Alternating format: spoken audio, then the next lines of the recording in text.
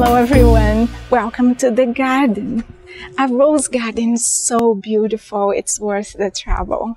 And the thorns, yes. It's the hardest work I have in my own gardens, with everything else being extremely low maintenance. Today I will show you how I keep my roses blooming profusely, even in a difficult season like we had this year. I am Sandra Lange, and if you like easy, pleasing gardening and walks in nature, there is something really great coming in for you soon. So subscribe to get everything I bring to you from a lifelong as a gardener, my love and respect for nature, and as a landscape designer. Today, I'm bringing you along with me as I work the most labor-intensive summer pruning of the rose garden. This is what we have to deal with today. Lots of dry, thorny branches all over it. Let's get right into it. This pruning is very important to allow light to get into the well-established green flower-producing branches, to keep them producing even more flowers throughout the whole season, as well as to set the tone for the next season. Since I'm here with the pruning gear and all warmed up for the big job, I will also take care of some quick, smaller tasks such as these lilacs and hydrangeas close to the fence. I will clean cut all of the fireweed and also outside the fence, as they are going into seed right now and they can become too much. By cutting them back at this time, we could enjoy the beautiful flowers earlier on, which the bees also love so much, and they will still come back next year as they also spread from the roots. It's gonna rain a lot soon. I will keep some of them, minus the flower, as a nice placeholder around this lilac, for example, that did not make it this year. And I will be planting some sturdier seedlings from elsewhere in the garden in here, as there are some roses and other good candidates for this place, but this should be good for today. Let's also keep these cherry seedlings at rabbit and fairy's height. Nice. I am also going to touch up the dry ends of the seedlings here by the fence. Beautiful.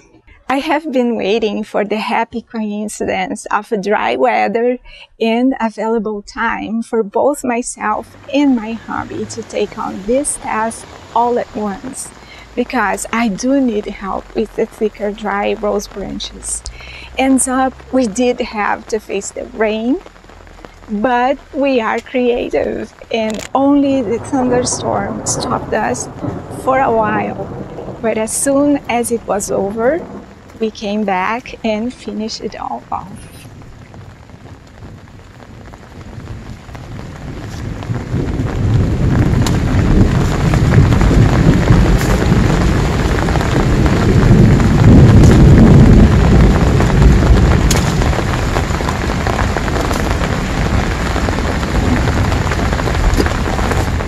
Ideally, I like to do this pruning by around mid-July, but this year was nothing like any other, is it?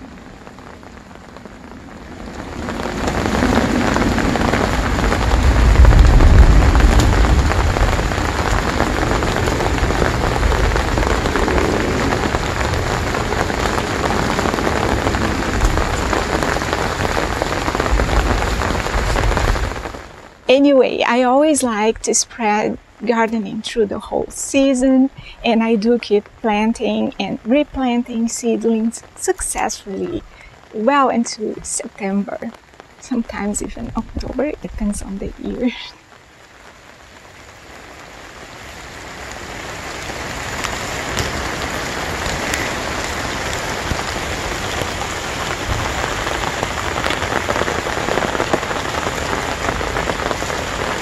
I start with the trimming of the thinner outside branches until we get to the thicker ones.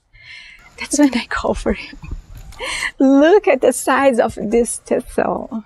They are so easy to pull off though. Even a big one like this comes off really easily. So there is no need to use any products to deal with any of it.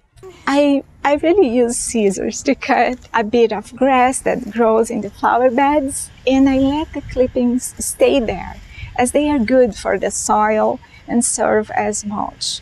Later on, when the leaves fall from the trees, I bring them all in here and top it off.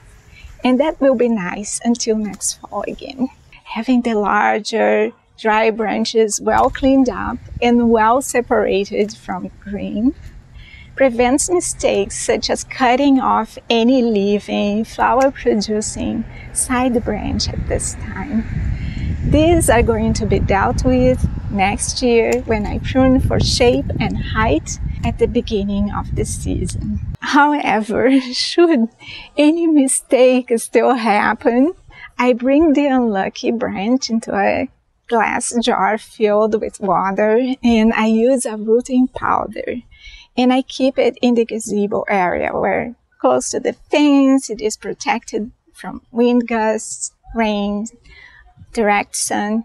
In about 2 weeks' time, it will be ready to be planted right back into the flower bed. Springtime was quite late in coming this year, with temperatures dropping below zero several times after the thawing of the winter snow. That means that when the roses started to bud, they still got several bouts of light snowfall, as well as freezing rain and hail. The whole rose garden was looking very weak and like it would not come back, or that it would not produce any flowers this year.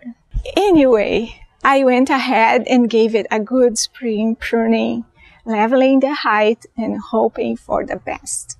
That early pruning strengthened the rose bushes and prepared them to make the most of the spring and summertime sunlight and warmth, and it did pay off, as we can see.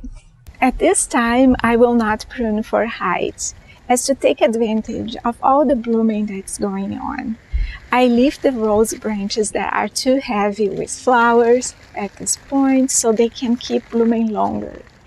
I will then anchor up these longest branches using trellises, sticks, and strings.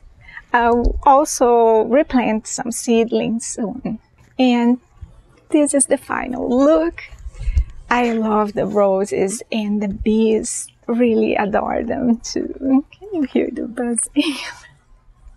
If you have enjoyed the video, give it a thumbs up, and I hope you can apply some of these ideas and techniques in your own garden.